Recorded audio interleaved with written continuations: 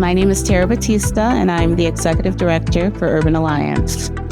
Trenches Church was actually involved with Urban Alliance before I became the Executive Director. But when I moved into and transitioned into the position, I learned that Trenches Church was very instrumental in helping us be able to implement and execute our Life Camp, which is a camp that is for youth in the community, focused on community violence and empowering youth to have a voice around what they would like to see as we're dealing with violence in the community. So we had individuals working for our registration. We had the building that was offered up to us as a resource for the youth and their families during this time. We also had a nurse from the church. So I think about your church and that individuals who are members and how they use their special gifts and talents to help us have the capacity to be able to successfully run a camp such as Life Camp. It was a huge event, 3 days long with youth. So you can imagine that there's no way that one organization could do it by itself. And so Trenches showed up, and Trenches was in full force in helping us be able to do that. Yeah, so the community at large was impacted. The Life Camp, I don't know if you know much about it, but it was a 3-day event when I first became the Executive Director, including a march, including 3 camps to bridge and bring children in from each side of town.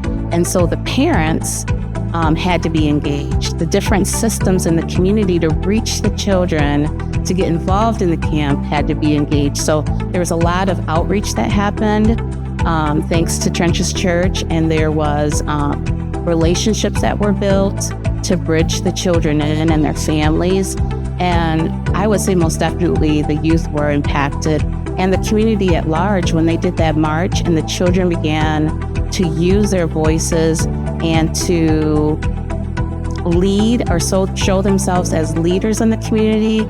I heard, and I was not a part of the march, but in proximity by testimonies, I heard about the life-changing events that happened at those marches, where people came out of their homes to share about loved ones that had been killed to gun violence, and youth were able to care and be there for them during that time. And so I heard it was a powerful movement where the youth were able to use their voices to reach the community themselves. And so I'm going to say the whole community at large was impacted.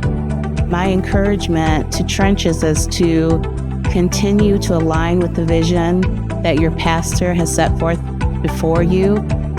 He's being obedient to God when he's trying to move you outside of the walls of the church to bridge people in.